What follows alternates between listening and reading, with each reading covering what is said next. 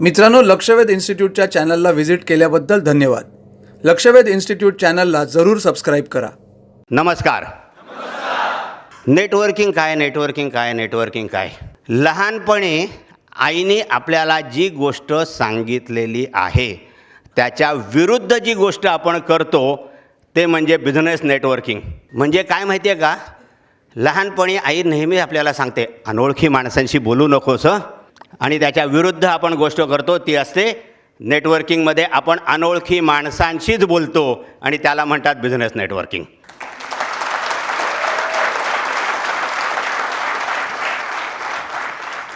बऱ्याच जणांना प्रश्न असेल हेडहंटर म्हणजे काय. कारण मी थोडासा वेगळ्या व्यवसायामध्ये आहे. माझं कुठचंही प्रॉडक्ट नाही आहे, माझं कुठचंही सर्व्हिसेस नाही आहेत. पण मी आज जो काही तुमच्या समोर उभा आहे त्याच्यामध्ये माझ्या गेल्या 20 वर्षामध्ये आत्ता जे काही सांगितलं, मी इतक्या लोकांना भेटलो, इतक्या लोकांचे इंटरव्ह्यू घेतले, त्या अनुभवाची माझी शिदोरी आहे. पुढच्या 1-1.5-2 तासाच्या ह्याच्यामध्ये मी तुम्हाला कोणाचंही कोट देणार नाही आहे की आईन्स्टाईन असं म्हणाला, बिल गेट्स असं म्हणाला वगैरे असं काही सांगणार नाही आहे.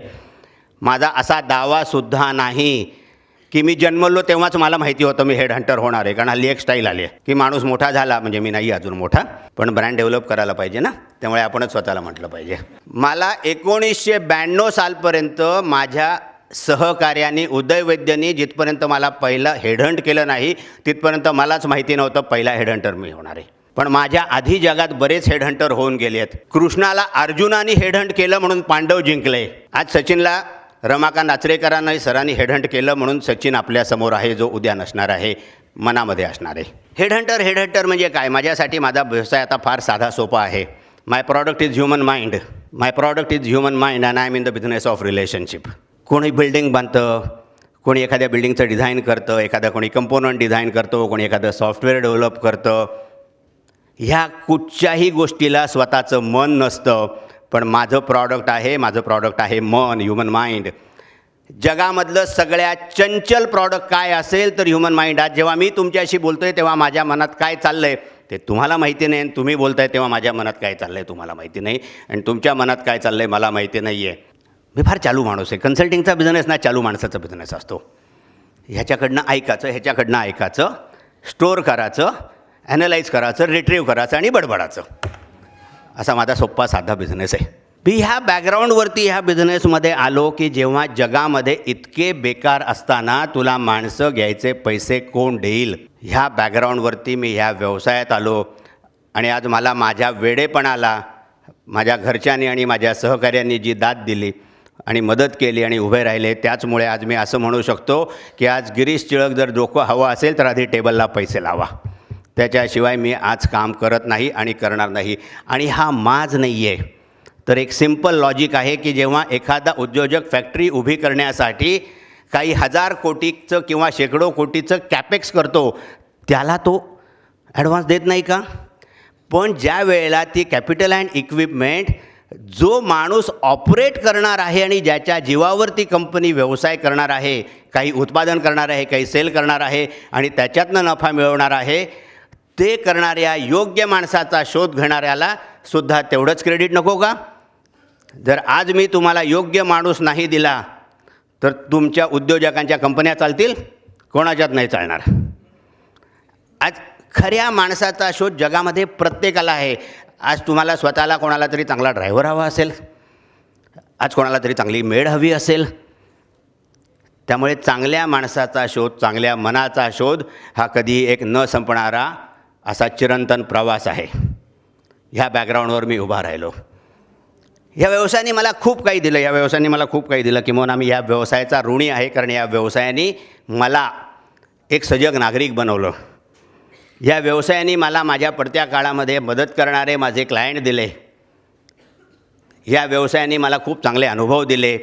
या व्यवसायाने मला अपमान सहन करायची संधी दिली, पण अपमान सहन करताना त्याच्यामधनं काहीतरी शिकण्यासाठी पण ते सोडून गेलं.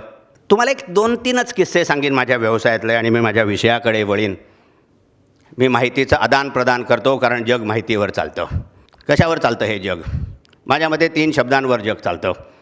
आणि माझ्या जगण्याची आणि आपल्या व्यवसायाची माझ्या त्रिसूत्री आहे information, communication and common sense.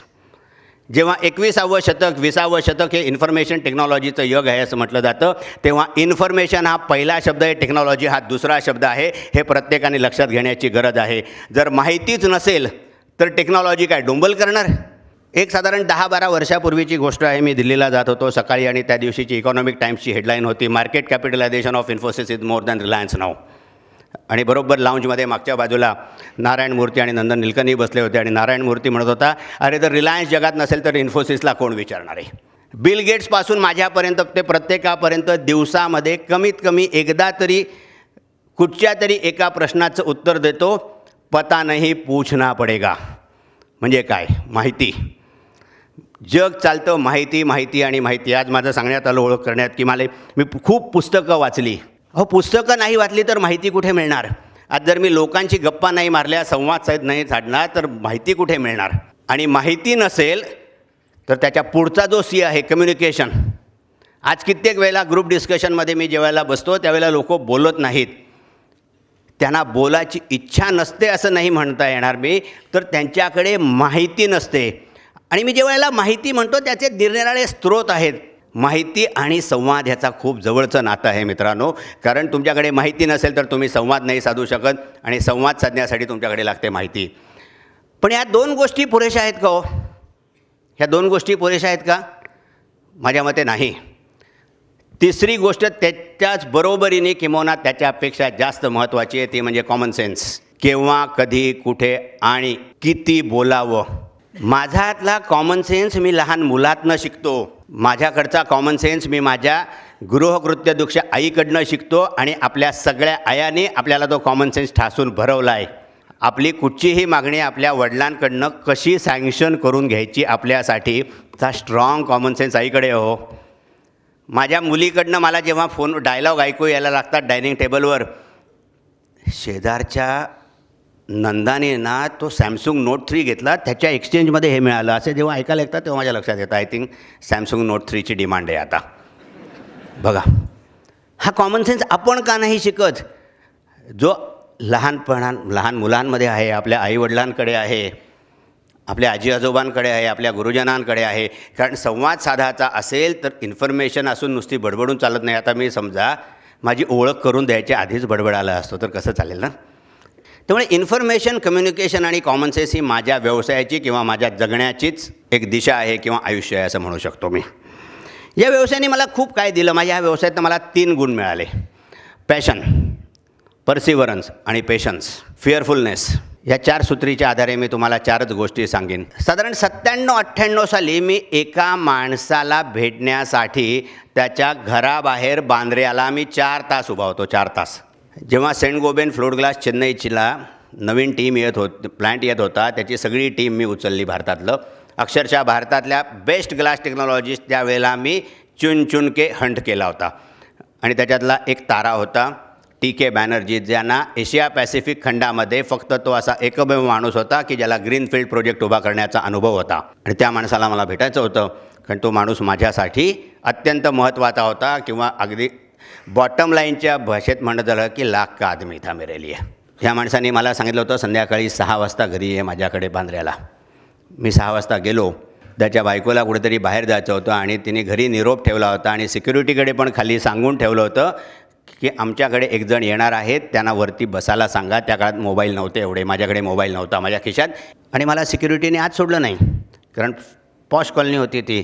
आणि यू वोंट बिलीव्ह मी 4 तास बाहेर उभा होतो.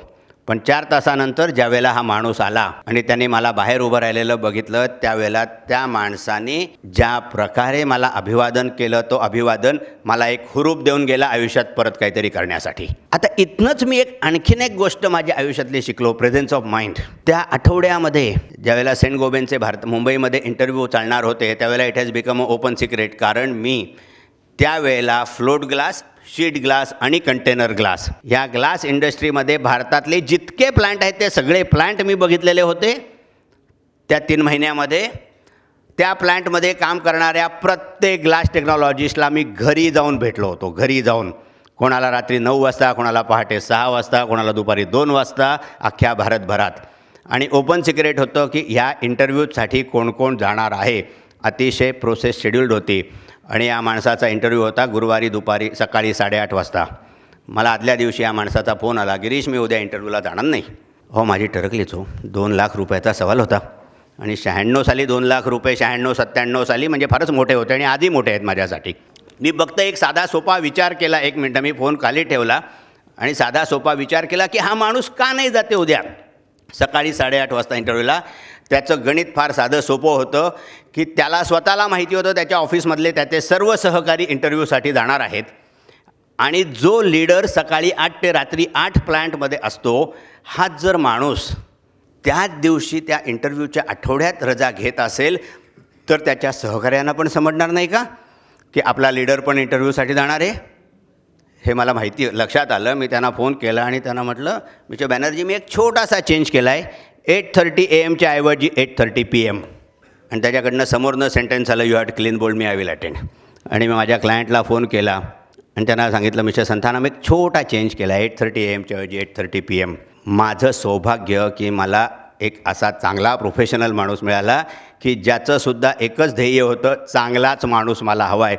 आणि रात्री 8:30ला इंटरव्ह्यू चालू झाला आणि रात्री 1:30ला संपला आणि माझ्या फोनची घंटी 1:45 वाजता रात्री वाजली आणि मला सांगण्यात आला की हा माणूस आम्हाला हवा आहे आणि उद्या सकाळी ह्या माणसाला 9 वाजता भेटायचं आहे आम्हाला. मी सकाळी ऑफिसमध्ये 7 वाजता गेलो, सगळे पेपर गोळा केले त्याचे, 9 वाजता बसलो अँड डील वॉज साइंड. माझ्या यशामध्ये 1 तुरा मिळाला मला. पण मी काय शिकलो? Presence of mind. पण महत्त्वाचा असतो, तो नसेल तर काही होत नाही. हजरजबाबीपणा बघा, माझ्या व्यवसायात पण मला धमक्या बिमक्या येतात मस्त, आणि मी आता सगळ्यांना पळून ओढतो. अशीच एक धमकी मला एका आयुष्यात आली होती. मी ज्यावेळेला ह्या सेंट गोबेन्सच काम करतो होतो त्यावेळेला व्हिडिओकॉन नर्मदा भरूचमध्ये मी माणसांना उचलत होतो आणि मी त्यांच्या QA हेडला रात्री पटवलं होतं की उद्या तुम्हाला बायोडाटा पाठव म्हणून. आणि दुसऱ्या दिवशी बायोडाटा यायच्या ऐवजी त्यांच्या CEOचा फोन आला, कॅप्टन बेट्सचा. आणि खरं सांगू मित्रांनो, त्या दिवशी मला आयुष्यात एक प्रचंड गोष्ट शिकायला मिळाली. माझी इंग्रजी शिव्यांची व्होकॅब्युलरी एनरिच झाली हो. त्यांनी अर्धा तास मला इंग्रजी भाषेतला अप्रतिम शिव्या ऐकवल्या. आत्ता नाही देणार मी. आणि सिंपल आहे ना, कोणाचा तरी प्रत्येकाचा कधीतरी गॅस संपतोत ना रागावल्यानंतर. आपण पण म्हणतो ना, आई रागावली की बोलू दे तिला, बसेल गप्प. बायको रागावली की म्हणेल किती वेळ बोलणार आहे, बसेल थोड्या वेळात गप्प. कारण घरामध्ये बायका बोलतात, नवरे ऐकतात. माझ्या घरामध्ये पण तसंच आहे हां, बाहेर बोलण्याचा धंदा, घरामध्ये ऐकण्याचं काम. अर्धा तास शिव्या दिल्या हो मला त्या माणसाने. काय बरं वाटलं मला. त्याने मला विचारलं, so mister Chilak what you will do. आणि माझं एकमेव उत्तर होतं, when I have got some assignment for a managing director in the glass industry, be assured I will be the first person to connect with you, and at that time tell me whether you want to accept my offer or no, otherwise let's remain friends, thanks. आणि you won't believe, त्यानंतर आजपर्यंत मी जेव्हा जेव्हा भरूचला जातो तेव्हा Videocon नर्मदाच्याच guest हाऊसमध्ये राहतो आणि ऑफिशियलीच माणसं पळवतो. फिअरलेस असायला लागतं माझ्या व्यवसायात. बरेच वेळेला मला फिअरलेस असायला लागतं या व्यवसायात माझ्या. एक 5-6 वर्षापूर्वी मी एका शहरात गेलो होतो. बर्बिल नावाच्या शहराचं कोणी नाव ऐकलं का? बर्बिल नावाच्या शहराचं. इथे बरेच उद्योजक आहेत, ते अख्ख्या भारतभर व्यवसायासाठी फिरतात. हे झारखंडमध्ये येतं. कलकत्त्यापासून त्याला 8 तास जायला लागतात आणि तिथे फक्त माइन्स आहेत, फक्त माइन्स, आर्यन ओर माइन्स, बाकी काही नाही. तिथे रस्ते नावाचा प्रकार नाही, फक्त छोट्या गाड्या नाही, तिथे फक्त SUV चालतात. त्या अख्ख्या शहरामध्ये सामान्य माणसाला राहणारं एकमेव हॉटेल आहे. पोल्युशन लेवल इतकी हाय आहे की बाईची प्रेग्नन्सी डिटेक्ट झाल्यानंतर जर तिला त्या शहराबाहेर हलवलं नाही तर ॲबॉर्शन रेट 99% आहे. असा एका प्रचंड पोल्युटेड शहरामध्ये मी आठवडाभर होतो, कारण माझ्या एका क्लायंटसाठी मला मायनिंग इंजिनियर शोधायचे होते. आणि मी ज्या हॉटेलमध्ये राहिलो होतो ते हॉटेल होतं त्या शहरातल्या वॅगन माफियाचं. वॅगन माफिया तुम्हाला प्रकार माहिती आहे का? नाही माहिती, कारण सुशिक्षित पांढरपेशांच्या बिझनेसमध्ये आहात तुम्ही. मी नाही आहे, मी सगळ्या बिझनेसमध्ये आहे. वॅगन माफिया म्हणजे जे आर्यनोर ट्रान्सपोर्ट होतं त्या वॅगनमधनं ते रात्री फोडून चोरून विकलं. म्हणजे तिथे त्या शहरामध्ये आठवड्याला 2-4 खून त्या रेल्वे यार्डामध्ये व्हायचे. 2-3 दिवस झाले माझ्याकडे सगळ्या मायनिंगमधली माणसं येत होती. त्या माणसाला असा डाऊट आला की बहुतेकून मी CBI माणूस असावं. आणि एक दिवस संध्याकाळी मी रूममध्ये बसलेलो होतो, माझ्या नशिबाने मी एकटाच होतो, आणि आला की हो त्या दिवशी मला अजून एक बघायला मिळालं, AK-47 लाईव्ह मला 4-5 एका वेळेला बघायला मिळाल्या. अशी 4-5 माणसं म्हणजे माझ्या दुप्पट आकाराची घेऊन आला आणि तुम्ही कोण आहात, आता तुम्ही परत जाणार नाहीत ना. म्हटलं हरकत नाही, काही प्रॉब्लेम नाही, माझ्या घरी माहिती आहे मी कुठे आहे, ते कशासाठी आलो आहे ते माहिती आहे, माझा इन्शुरन्स चांगला आहे. फक्त एक लक्षात ठेव मित्रा, मी इथे मेलो तर मुंबईमध्ये पडसाद उमटला तर तुला इथनं पण चारी मुंड्या चित करून माणसं माझी घेऊन जातील, कारण तिथेही माझे हात पोचलेले आहेत. तुम्हाला काय करता तुम्ही? आणि मी त्याच्याशी शांत भाषेमध्ये गप्पा मारले आणि त्याला सांगितलं मी ह्या व्यवसायासाठी आलो आहे. मित्रांनो, त्यांनी मला हात जोडून नमस्कार केला आणि तो म्हणाला की आयुष्यामध्ये मी इतका माणूस कोणी बघितला नव्हता की जो बिंदास कुठनं तरी येतो आणि आमच्याकडच्या माणसांना घेऊन जातो. पण त्याच्यानंतरचं त्याचं वाक्य होतं ते फार महत्त्वाचं होतं की गुंडामध्ये पण माणूस असतो, की खरोखर इथल्या चांगल्या माणसांना घेऊन जा, कारण आमच्या इथली पोल्युशन लेवल आणि सरकारची अनास्था आणि माओवाद्यांचा धुमाकूळ इतका प्रचंड आहे की या चांगल्या माणसांचं सोनं होणार नाही बघा, की ज्याच्यावर 15-20 खुनाचे खटले आहेत. असा माणूस म्हणतो. कोण म्हणतो गुंडात माणूस नाही? मी बघितला आहे.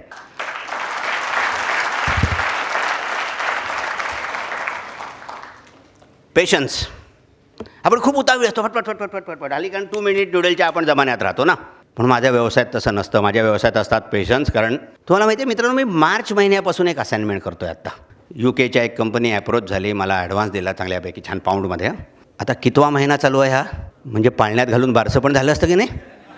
माझे 2 कॅन्डिडेट पुढच्या आठवड्यात फायनल इंटरव्ह्यूला UKला जाणार आहेत आणि त्याच्यानंतर त्यांच्यातला एक सिलेक्ट होऊन तो जॉईन होणार आहेत. 2 महिन्याचा तर नोटीस पिरियड, म्हणजे डिसेंबर, जानेवारी, फेब्रुवारी. बघा, वर्ष सण आला माझ्या patience.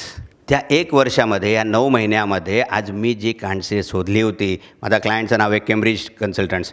They are into the drug delivery devices. आज जगामध्ये 1000 ड्रग डिलिव्हरी डिव्हायसेस असतील. ड्रग डिलिव्हरी डिव्हायसेस म्हणजे तुम्हाला माहिती आहे काय आहे? आपण रोज सगळेजण वापरतो. इंजेक्शन घेतो की नाही, इनहेलर करतो की नाही, डिओडवतो की नाही. ह्या सगळ्या प्रॉडक्ट्समध्ये एक छोटासा कंपोनंट असतो, तो डिलिव्हरी डिव्हायसर असतो. इथे काही टेक्नॉलॉजिस्ट माझ्यापेक्षा जास्त उच्च शिक्षित आहेत, मी टेक्नॉलॉजिस्ट नाही आहे. आणि तो त्या गोष्टीचा प्राण असतो. कारण एखाद्या अस्थमा झालेल्या पेशंटला इनहेलरमध्ये 2 मिलीलिटरच तो जेव्हा करेल तेव्हा ते 2 मिलीलिटरच आत गेलं पाहिजे. इमॅजिन करा, 2 मिलीलिटरपेक्षा 5 मिलीलिटर गेलं तर तो माणूस मरेल ना गुदमरून. जर आज जगामध्ये 1000 ड्रग डिलिव्हरी डिव्हायसेस असतील तर त्याच्यातले 900 ड्रग डिलिव्हरी डिव्हायसेस ह्या कंपनींनी डेव्हलप केलेले जगातल्या कंपन्यांसाठी, आणि यांचा भारतामधली मी टीम डेव्हलप करतो आहे. मी जेव्हा असाइनमेंट चालू केली तेव्हा त्यांना असं वाटलं होतं की अशा प्रकारची भारतात 2च माणसं असतील. आम्ही त्यांना 6 ऑप्शन दिले. So problem of plenty. Patience अत्यंत महत्त्वाचं आहे. जर आपण व्यावसायिक असाल तर पेशन्स ठेवला पाहिजे. Time has to come for everything. You need to be matured. काही गोष्टी तुम्ही पुश थ्रू करून चालत नाही. Right solution. आपल्याला सेल करायची घाई असते, आपल्याला राईट सोल्युशनची विचार नाही करत. आणि ज्या वेळेला माझा असा अनुभव आहे, राईट सोल्युशन मी ज्या वेळेला देतो त्यावेळेला जास्त प्राइसिंग मिळतं. माझे इथे एक सहकारी आहेत, मित्र आहेत की जे ऑटोमेशनमध्ये आहेत. त्यांचं कामच सोल्युशन द्यायचं आहे आणि ते मला नक्कीच ह्याच्यावर होकार देतील. किंवा ऑटोमेशनमध्ये जो कोणी असेल तो, की सोल्युशन जेव्हा तुम्ही चांगलं देता त्यावेळेला एक्सपेक्टेड और बजेटेड फिगरपेक्षाही तुम्हाला एखाद वेळेस दुप्पट व्हॅल्यूचं कॉन्ट्रॅक्ट ती कंपनी देते, बिकॉज त्यांनी त्याचा विचार केला नसतो. मी एक काम केलं साधारण 3 वर्षापूर्वी. स्टेल्मी नावाची कंपनी आहे फ्रान्सची.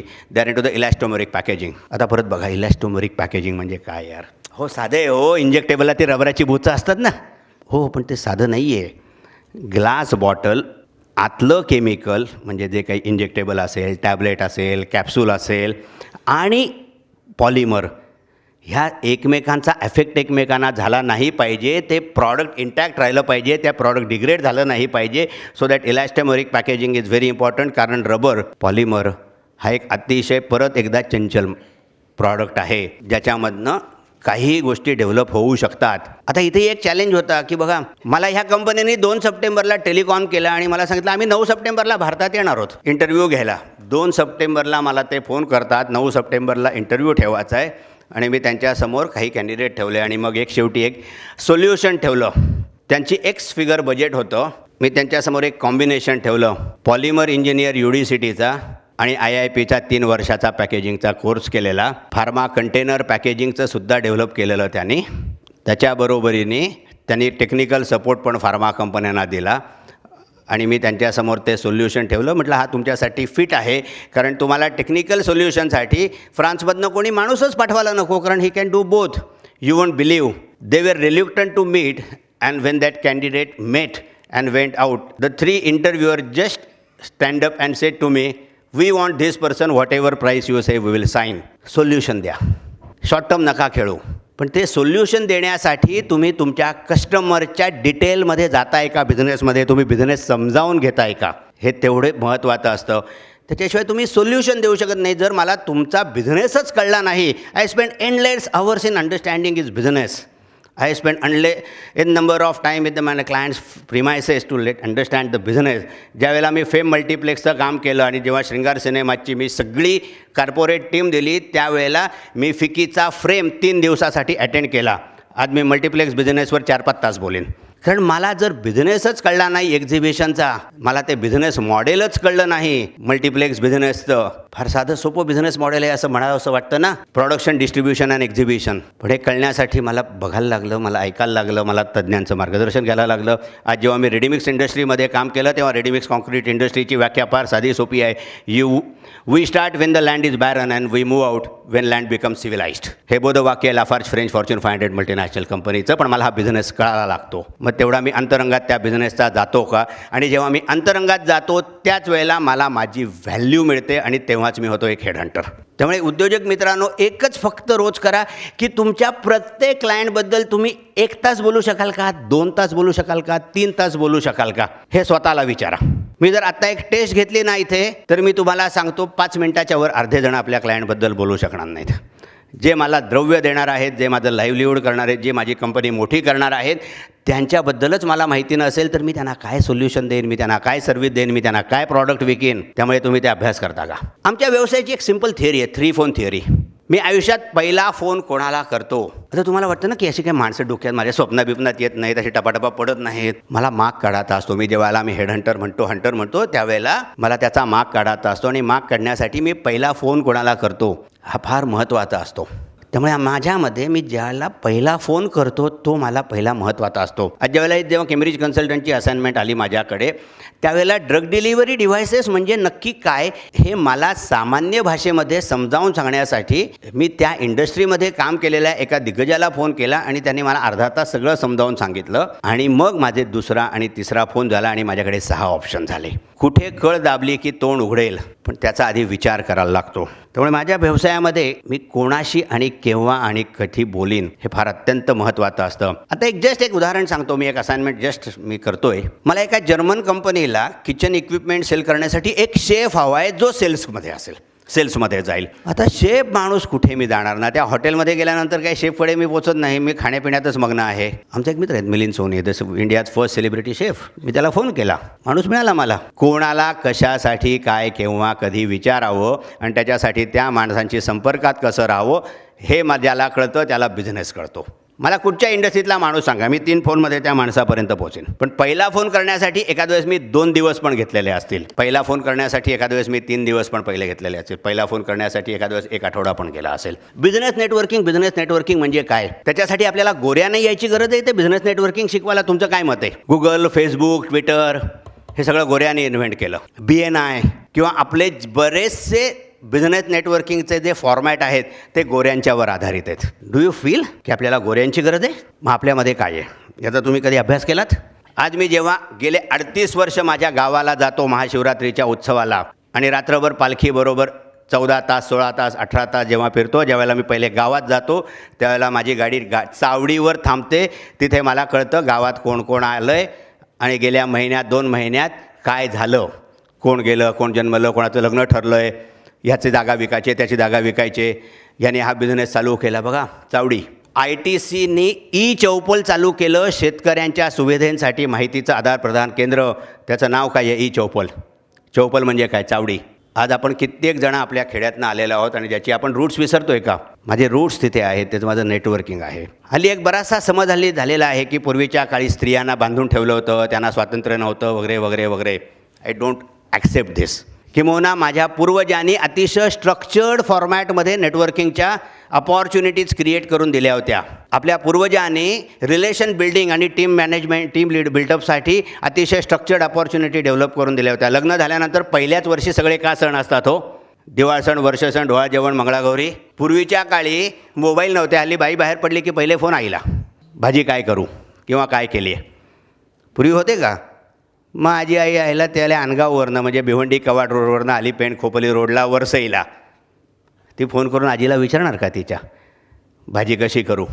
प्रवासाची साधनं नव्हती, भेटण्याची साधनं नव्हती. भाद्रपदामध्ये सुनेचं तोंड बघायचं नाही ह्या रिवाजाखाली मुलगी 1 महिन्यासाठी माहेरी जायते. माझ्या मते तो रिवाज सासऱ्यांनी बघायचा असू नये, तर त्याच्यामागची संकल्पना वेगळी होती की त्यावेळेला तिच्याही घरामध्ये शेतीचं काही काम चालू असतं, त्यावेळेला तिने जावं. मंगळागौरी दोन्हीकडे होतात, म्हणजे 2 वेळेला एकमेकांकडे जायची संधी मिळते. 4 हळदी कुंकू आहेत आपल्याकडे, त्याची संधी काय आहे? पापड एकत्र करणं, त्याची संधी काय आहे? ह्या सगळ्या गोष्टी ह्या स्ट्रक्चर्ड फॉर्मॅटमध्ये नव्हत्या का नेटवर्किंगसाठी? गावची पंचायत, त्याच्यात होणाऱ्या सभा, हे नेटवर्किंग नव्हतं का? आज मी अजूनही गावाला जेव्हा जातो, आज माझे वडील हयात असेपर्यंत मला माझ्या देवस्थानच्या सभेमध्ये उपस्थित राहायची संधी परवानगी नव्हती. पण आज जेव्हा गेल्यानंतर मी जेव्हा आज वडिलांच्या पश्चात त्यावेळेला आज मी माझ्या देवस्थानमध्ये मी माझ्या त्या सभेत बसतो, त्यावेळेला आज मला माझे सगळे पूर्वज, माझे सगळे सिनियर्स सगळेजणं माहिती असतात ना. आज मला गावात काय चाललं आहे, आज आमचं गाव पाण्याखाली जाणार आहे, तर आम्ही नक्की काय करणार आहोत ह्याची मला बातमी आहे ना. हे नेटवर्किंग नाही आहे का? आज ज्यावेळेला माझ्या गावामध्ये पालखीचा उत्सव निघतो त्यावेळेला 14 तास 16 तास म्हटलं तर अशिक्षित लोक नॉनस्टॉप भजनं म्हणतात आणि सगळं पाठ असतं. आयपॅडच्या मुंबईकर जमान्यामध्ये लावून टाकटाक करणाऱ्यांनी 2 अभंग म्हणून दाखवावे. 16 तास लोक ते अभंग म्हणतात. ते पॅशन नाही आहे, ते नेटवर्किंग नाही आहे. आज मी माझ्या गावामध्ये सोनाराळी, महाराळी, चांबाराळी प्रत्येक आळीमधल्या प्रत्येक माणसाला ओळखतो. आज जेव्हा माझी गाडी गावात थांबते तेव्हा माझ्यासाठी हा माझा प्रत्येक माणूस माझा गावकरी असतो. कारण कधी कोण उपयोगाला येईल मला माहिती नाही आहे. माझ्यासाठी तो धार्मिक सण नसून माझ्यासाठी एक नेटवर्किंग सोशल प्लॅटफॉर्म आहे. हा विचार करतो का आपण? आज तुम्ही कधीतरी तुम्ही ज्याच्याकडनं भाजी घेता त्या भाजीवालीशी गप्पा मारली आहेत का हो?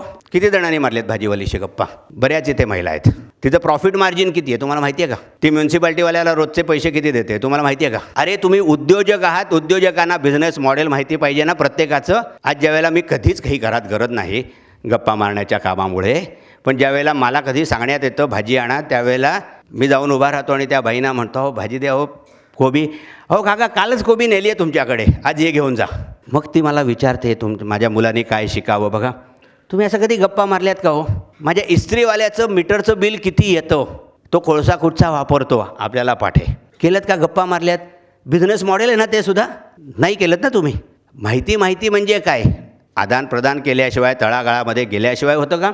आज आपण ज्या रूट्सबद्दल आलो आहे त्या रूट्सची आपण विसरलो आहे का? प्रश्न हा आहे की आज आपण जेव्हा पुढे जायचं म्हणतो तेव्हा आधी आपण इतिहासातनं काही बोध घेऊन त्याच्यातल्या चांगल्या गोष्टी करतो का? आज हल्ली बघा लग्नांना लोक जात नाहीत, यंग जनरेशन जात नाहीत. मैत्याचं तर सोडूनच द्या, 4 आणि 5 आणि 10 डोकी असतात हल्ली.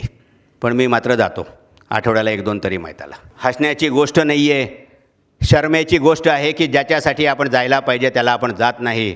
पण ह्यासुद्धा नेटवर्किंग अपॉर्च्युनिटी आहेत. मी जेव्हा लग्नाला जातो तेव्हा बाहेर येताना मी माझ्या रिक्वायरमेंटमधल्यासाठीचा एखादा तरी कॅन्डिडेट शोधून आणलेला असतो. तुम्हाला तुमचे नातेवाईकच माहिती नसतील. माझ्याकडे ज्या वेळेला नवीन माणूस जॉईन होतो त्यावेळेला आणि यंग मुलगी मुलगा असेल तर त्याला सांगतो तुझ्या लग्नामध्ये दोन्ही बाजूनी किती बोलावणी केली होती, ती सगळ्या बोलावण्यांची यादी काढ आणि ते काय करतात हे तुझ्या सासू आणि सासऱ्यांना विचार. तुला त्याच्यामध्ये प्रॉबेबल कॅन्डिडेट पण आहेत आणि क्लायंट पण आहेत. आज आपल्या नात्यामध्ये किती लोक आहेत आणि ते काय करतात?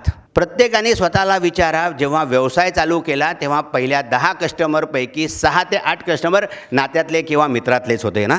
मग तुम्ही लग्नाला द्यायचं नाही, त्याच्याशिवाय ओळखी कशा होतील? आता हल्ली एक कुलोत्पन्न आमच्या ब्राह्मण समाजामध्ये अति खूप चांगली गोष्ट चालू आहे गेले 5-7 वर्ष चित्तपावन फाउंडेशनच्या वतीने की आमची कुलोत्पन्न संमेलनं होतात.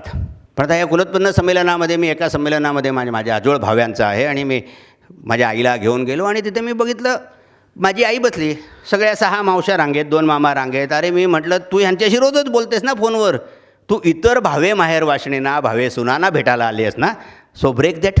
आपण ज्या ज्ञातीतनं आलो आहे, आपण ज्या समाजातनं आलो आहे, आपण ज्या रूट्समधनं आलो आहे, तिथेच तुमचे कोणीतरी मोटिवेटर मित्र आहेत, तिथेच कोणीतरी तुमच्या व्यवसायाचे एखाद वेळेस फ्युचर पार्टनर आहेत, कोणीतरी फायनान्सर आहेत, कोणी व्हेंडर आहेत. तुम्ही जाता का? नेटवर्किंग म्हणजे काय असतं हो? सूट आणि कोट घालून असं करणं नेटवर्किंग असतं का? नाही. नेटवर्किंग असतं की जिथे तुम्हाला निरनिराळ्या पर्स्पेक्टिव्हनी लोक ओळखतात. त्या लोकांपर्यंत जर कळलंच नाही की तुम्ही काय करताय, आज जो साधारण 40चा माणूस असेल, त्या 40च्या माणसाला त्या XYZ म्हणजे आज जेव्हा मी गिरीश टिळक म्हणून इथे उभा राहतो तेव्हा मला कमीत कमी 100 परम्युटेशन कॉम्बिनेशननी लोक ओळखतात. 100 परम्युटेशन कॉम्बिनेशननी लोक ओळखतात. जर मी ब्लॅकबोर्ड दिला तर तुम्हाला मी परम्युटेशन कॉम्बिनेशन लिहून देईन. त्या सगळ्या परम्युटेशन कॉम्बिनेशनवाल्यांना समजलं आहे का now Girish Tilak is a head Hunter? तो शोध कधीच संपणारा नाही आहे, तो मेसेज कधीच संपणारा नाही आहे, पण मी त्याच्यासाठी करतोय का? त्यामुळे आपल्या खाकेत वळसा गावाला वळसा आपण ते करतो का? आपण छान सूट घालतो, 5 हॉटेलमध्ये जातो, बिझनेस एटिकेट्स कार्ड देतो, हे करतो, पण माझ्या घरात आहे, माझे मित्र आहेत, माझे नातेवाईक आहेत, ते करतो का? आज मी ज्यावेळेला MBAच्या GDPIमध्ये बसतो त्यावेळेला मी प्रत्येक मुलाला विचारतो की तुझे वडील व्यवसाय करत असतील तर त्याच्या वडिलांचा व्यवसाय काय आहे, त्याचा टर्नओव्हर किती आहे, आणि तू MBA करणार आहेस तर त्यांच्याकडे जातोस का? यू वॉन्ट बिलीव, प्रत्येक गुजराती माणूस जो येतो, मुलगा येतो तो म्हणतो माझ्या वडिलांचा व्यवसाय आहे, सुट्टीमध्ये मी ते काम करतो. आणि मराठी मुलगा येतो तो म्हणतो वडिलांचा बिझनेस मला नाही करायचा. आपली लिगसी कशी चालणार? जर किर्लोस्कर, टाटा, बिर्ला, अंबानी ह्यांच्या मुलांनी त्यांना स्वातंत्र्य दिलं असतं तर आपल्याला आज हे उद्योग समूह उभे राहिले असते का? आपण कोणाकडे जाऊन बिझनेस करणार? आपल्याकडे हल्ली एक फॅड आलं आहे, स्वातंत्र्य. व्यावसायिकाचा मुलगा व्यावसायिकच झाला पाहिजे. मी तर ॲरोगंटली हल्ली सांगतो, जर तुला आवडत नसेल ना वडिलांचा बिझनेस, तर ज्या व्यवसायावर तू सगळी मौज मजा करतोयस ना, आधी व्याजासकट परत दे पहिल्यांदी. कारण पण मग त्याच्याबरोबर मी जेव्हा हे म्हणतो त्याच्याबरोबर अजूनही एक वाक्य म्हणतो की माझ्या मुलाबाळांना माझ्या व्यवसायात येण्यासाठी मला तो सेक्सी करायला पाहिजे. म्हटलं तर घाण शब्द आहे, म्हटलं तर चांगला आहे, अट्रॅक्टिव्ह. कारण यंग जनरेशनला ज्या प्रकारे जो बिझनेस लागतो त्या प्रकारे करण्याची जबाबदारी कोणाची आहे? आपलीच आहे ना. मग आपण हे करतो का? हे सगळे विचार जेव्हा माझ्या मनामध्ये येतात त्यावेळेला मला लक्षात येतं की बिझनेस नेटवर्किंगची व्याख्या शिकण्यासाठी मला कुठे बाहेर द्यायची गरज नाही आहे. बिझनेस नेटवर्किंग आमच्या घरामध्येच आहे. माझ्यासाठी बिझनेस नेटवर्कर होण्यासाठी सगळ्यात एक महत्त्वाचा गुण आहे, मी बहुश्रुत आहे. माहिती आहे तुम्हाला बहुश्रुत म्हणजे? खूप साऱ्या गोष्टींची माहिती. आता किती जणांनी बघितलं मला माहीत नाही, जयंत पवार आत्ता रंगमंचावर आले होते, इथे व्यासपीठावर आले होते. आज मी गेल्या 30 वर्षामध्ये मी नाटक आणि सिनेमा बघितला नाही आहे, पण जयंत पवारांबरोबर माझे दृढ संबंध आहेत. मी गेल्या 20 वर्षामध्ये एकही सिनेमा बघितला नाही आहे, पण मला कुठच्याही पिक्चरची स्टोरी सांगा, पाठ आहे. श्रीमध्ये काय लफडं आहे ते पण मला कळलं. तरी पहिल्या 4 दिवसामध्ये 135 कोटीचा, पहिल्या दिवशी 135 कोटीचा बिलिंग करणारा हा पहिला सिनेमा झाला. किती जणांना माहिती आहे? बघा, एवढ्याच जणांना माहिती आहे, पण मला माहिती आहे. का माहिती आहे का? अहो, नेटवर बातमी असते ना, सगळेजणं तुम्ही नेट सॅव्ही असाल, हल्ली आयपॅड किंवा लॅपटॉपला किंवा हल्ली मोबाईललाच लटकलेले असतात, तर वाचा की कोणी अडवलं आहे तुम्हाला. मला सगळ्या पिक्चरचे रिव्ह्यू पाठ आहेत, इंग्रजीमधल्यापासून, हिंदीपासून, मराठीपासून, तेलुगूपासून. मला सगळे नाटकं पाठ आहेत. मला लेटेस्ट बेस्ट सेलर पाठ आहेत, पण ते मी वाचतो. मला लेटेस्ट झिरो फिगर फंडा काय तो पण पाठ आहे. मला सगळ्या गोष्टी माहिती आहेत. त्याच्यासाठी मी काय रोज सगळ्यांकडे जाऊ का? आता मुग्धा गोडसेने लेटेस्ट काय केलं? आता मिलिंद सोमणची जाहिरात येणार आहे. 15 वर्षानंतर मिलिंद सोमणची जाहिरात येणार आहे. किती जणांना माहिती आहे? माहिती आहे तुम्हाला? माहिती आहे ब्रँड गुरु तुम्हाला? मिलिंद सोमणची जाहिरात येणार आहे. 10 ते 12 वर्षानंतर मिलिंद सोमण परत एकदा मॉडेल म्हणून येतोय आफ्टर शेव लोशनच्या जाहिरातीत. And one of the best I had seen. कुठे गेलो मी? काय मिलिंद सोमणला ओळखतो का हो? माझा त्याचा काय संबंध आहे? पण मला माहिती आहे, कारण नेटवर आहे की, पेपरात आहे की, मुंटामध्ये आहे की, वाचा ना. कोणी नाही अडवलं आहे तुम्हाला. आज ज्या वेळेला मी निराळ्या परदेशी लोकांबरोबर फिरतो किंवा अगदी माझ्या क्लायंट लोकांबरोबर फिरतो इंटरव्ह्यूसाठी, ज्यावेळेला आज मी इथनं टिपिकली मी तुम्हाला सांगतो, म्हणजे आता मी 2007मध्ये आम्ही एक दौरा केला होता माझ्या एका क्लायंटबरोबर, लाफार्ज ॲग्रिगेट अँड कॉन्क्रीटच्या मॅनेजिंग डायरेक्टरबरोबर, माईक ग्लोव्हर. आमचा शनिवारी दौरा चालू झाला, पुढच्या शनिवारी संपला. 1 आठवडा प्रत्येक शहरात जायचं, दिवसा इंटरव्ह्यू घ्यायचे, रात्री झोपायचं, सकाळचं पहिलं फ्लाईट पकडायचं, दुसऱ्या शहरात जायचं, इंटरव्ह्यू घ्यायचे, तिसऱ्या शहरात जायचं. 1 आठवडा. आता इंटरव्ह्यू म्हणजे काय? दिवसभर इंटरव्ह्यू चालू असतात का? प्रत्येक ठिकाणी काय 100 क्लायंट असतात का? कॅन्डिडेट असतात का? सिनियर लेवलला ऑप्शन 2 असतात, 3 असतात, काही ठिकाणी तर 1च असतो, पण फ्लाईटच नसतं बोंबलाला. काय करणार? आता या माईक ग्लोव्हर बरोबर जर मला बोलायचं असेल तर माझ्याकडे माहिती पाहिजे, संवाद साधला पाहिजे. आज मी लाऊंजमध्ये त्याच्याबरोबर बोलणार आहे, फ्लाईटमध्ये बरोबर त्याच्याशी बोलणार आहे, रात्री डिनरला बोलणार आहे, बसू बोलू करणार आहे. म्हणजे बसूच्या वेळेला मला बोलायला पण पाहिजे ना, मग त्याच्यासाठी माझ्याकडे ज्ञान पाहिजे ना, माझ्याकडे माहिती पाहिजे ना, माझं वाचन पाहिजे ना. मग ते वाचन नसेल तर मी संवाद कसा साधीन, आणि संवाद नसेल तर मैत्री कशी साधीन. माझा एक आता पर्टिक्युलर क्लायंट होता ज्याच्याबरोबर मी 2 वर्ष काम केलं. तो जन्माने टर्की आहे, आता स्वित्झर्लंडमध्ये असतो. त्याची बायको हाफ जर्मन आणि हाफ स्वीडिश आहे. 18-20 देशांमध्ये त्यांनी काम केलेलं आहे. अशा माणसांबरोबर मी 2 वर्ष जवळ एक 100 दिवस घालवले. त्याच्यातनं मला एक कळलं की भारतामध्ये विचार कसा करतात तसाच टर्कीमध्ये विचार करतात. तुम्हाला माझ्या घरी भांडण काय चालू आहे माहिती आहे का? माझी मुलगा मी दत्तक घेतला आहे आणि तो आता 8 वर्षाचा आहे. माझी बायको म्हणते आता त्याला हॉस्टेलला पाठवून द्या. तो म्हणतो नाही. मी बायकोला सांगतो माझा मुलगा स्वतःच्या पायावर उभा राहीपर्यंत मी त्याला सपोर्ट करणार आहे. म्हणजे मी जेव्हा इतिहासात डोकावून बघतो त्यावेळेला मी त्याला म्हणतो की एशिया खंडामध्ये टर्किशवरती एशियनचा प्रभाव आहे. कारण ज्या वेळेला कधीतरी हिंदुस्थानची बॉर्डर तिथपर्यंत होती. आज ज्या वेळेला टर्कीमध्ये ज्या वेळेला एक खूप मोठं आंदोलन चालू होतं, त्या आंदोलनाबद्दल मी वाचत होतो आणि मी त्याच्याशी गप्पा मारत होतो. या माणसाने 2 वर्षामध्ये मला काय शिकवलं माहिती आहे? तो पण माझ्यासारखा व्होरेशियस रीडर आहे आणि मी पण. माझा फंडा सिंपल आहे. दरवेळेला मी प्रवासाला जातो तेव्हा एअरपोर्टला किंवा रेल्वे स्टेशनला गेल्यावर आतमध्ये शिरल्यावर एक पुस्तक घेतो 1-2 आणि परत येईपर्यंत वाचून पूर्ण झालेली असतात. आणि हा पण माणूस तेच करतो. आम्ही एकमेकांमध्ये 24 पुस्तकांचं आदान प्रदान केलं. मी वाचून झालेली पुस्तकं त्याला द्यायची आणि त्यांनी वाचून झालेली पुस्तकं मला द्यायची. 24 पुस्तकांचं आदान प्रदान केलं. त्याच्यातनं मला माल्कम ग्लॅडवेलसारखा एक अतिशय प्रतिभाशाली लेखक गवसला की ज्याच्या मी आज प्रेमात पडलो.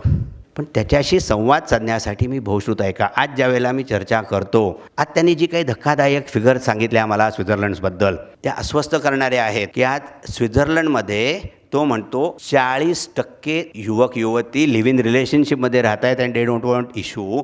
तुम्हाला आमचं कल्चरचं काय होणार आहे पुढे? स्वीडिश कल्चर असणार आहे का? ज्यावेळेला आपण त्यांना अंगीकारतोय त्यावेळेला ते आपल्याकडे आहे का? मला एक ज्वलंत सत्य कळलं परदेशातलं. पण त्यावेळेला माझ्या भारतात काय चाललं आहे, माझ्या भारतातले प्रॉब्लेम काय आहेत. मी भारताचा ब्रँड अँबॅसेडर आहे. आज जेव्हा मी गोऱ्यांबरोबर फिरतो, आज इथे दलाल साहेब आहेत ज्यांनी US काही वर्ष काम केलं. माझे दुसरे एक सहकारी आहेत त्यांनी US बरेच वर्ष काढली. तेव्हा मी जेव्हा गोऱ्यांबरोबर फिरतो त्यावेळेला मी नेहमी विचार करतो मी या देशाचा ब्रँड अँबॅसेडर आहे. मी देशाचा ब्रँड अँबॅसेडर. मी एकदा सांगतो एक किस्सा. मी एका भाऊबीजेच्या दिवशी मला एका अप्पर लिप ब्रिटिशरला भेटायचं होतं. Typical arrogant Britisher bastard. मी त्याला जेव्हा भेटायला गेलो सुरवार जब्ब्यामध्ये, कारण मला सांताक्रूजला नंतर बहिणीकडे जायचं होतं. लीला केम्पेन्सेकीमध्ये मी सुरवार जब्बा आणि मस्तपैकी काय म्हणतात तो त्याला मी विसरलो, उपकरण वगैरे काहीतरी, शेरवानी असो कोल्हापुरी वाहणा करकर वाढणाऱ्या असा मी लीलामध्ये गेलो. अप्पर लिप ब्रिटिशर बास्टर्ड मला म्हणतो it is the way to come for the business. I said let's talk about it later, let's do the business first. We did our business because when I am arrogant I have to be confident as well. I delivered what he wanted आणि त्याच्याकडचं त्याच्या समोरचं A4चं pad घेतलं आणि त्याला दिवाळीपासून पुढच्या दिवाळीपर्यंतचे सगळ्या सणांबद्दल माहिती लिहून दिली की आमच्याकडे दिवाळी का करतात, आमच्याकडे दसरा का करतात, आमच्याकडे गणपती का करतात, आमच्याकडे बैशाखी का करतात, आमच्याकडे मकर संक्रांत का करतात, आमच्याकडे श्रावणी सोमवार का करतात, आमच्याकडे श्रावणी शुक्रवार का करतात. ज्या वेळेला मी गणपतीबद्दल त्याला सांगितलं, जेव्हा सगळ्या सणांची त्याला कागदावर लिहून माहिती दिली, त्यावेळेला त्याने सांगितलं की यस आमच्याकडे फक्त 2च सण होतात. एक ख्रिस्त मेला त्या दिवशी आणि एक बिनकामाचा थँक्सगिव्हिंग सण 5 डिसेंबरला. जगभरात थँक्सगिव्हिंग सण चालतो. आज जर मला त्याच्याबरोबर बसायचं आहे, आज मला माझ्या क्लायंटबरोबर डील करायचं आहे, त्याच्या कॉन्फिडन्स मिळवायचा आहे, तर माझ्यामध्ये ते आहे का? मी बहुश्रुत आहे का? माझ्याकडे माहिती आहे का? मला माझ्या देशाचा अभिमान आहे का? मला माझ्या देशाची संस्कृतीचे चांगले वाईट आणि बरे गुण माहिती आहेत का? मला माझ्या ज्ञातीचा अभिमान आहे का? पृथा नसेल पण नक्कीच आहे. मग हे आपण करतो का? नेटवर्किंग म्हणजे काय असतं हो? तुम्ही बहुश्रुत असल्याशिवाय तुम्ही गप्पा कशा मारू शकणार आहात? तुम्ही रिलेशन कशी बिल्टअप करू शकणार आहात? ह्याचा विचार तुम्ही करता का? कुठच्याही एटिकेट्सनी आणि ग्रूमिंग सेशनने आणि लुई फिलिप आणि ह्यांचे कपडे घालून, किंवा मला जेव्हा मी याला सांगितलं की मी सूट बीट काय कोट बीट घालणार नाही आहे, मी जीन्स आणि टी शर्टमध्ये येतो किंवा जीन्स आणि कॅज्युअल शर्टमध्ये मी फिरतो. कारण माझ्या व्यवसायाला मी पडद्यामागचा कलाकार आहे. मी अशा व्यवसायात आहे की जिथे मी अनडिस्क्रिप्टच असलं पाहिजे, मी जिथे लो प्रोफाईलच असलं पाहिजे. माझ्या व्यवसायाची गरज नाही आहे हो. पण अतुलने सांगितलं की मी ज्यांना घडवू इच्छितोय, ज्यांना उद्याची मी स्वप्न दाखवतोय, ते स्वप्न साध्य करण्यासाठी मी त्यांना ह्याची पण आज तयारी करून देतो आहे. कारण मला पूर्ण खात्री आहे की बॉर्न टू विन आज जे शिकवतो आहे त्याच्यातनं हे सगळे उद्योजक कधीतरी परदेशात जाणार आहेत आणि त्याच्यासाठी आत्ता अंगावरी झूल घालायची सवय आहे.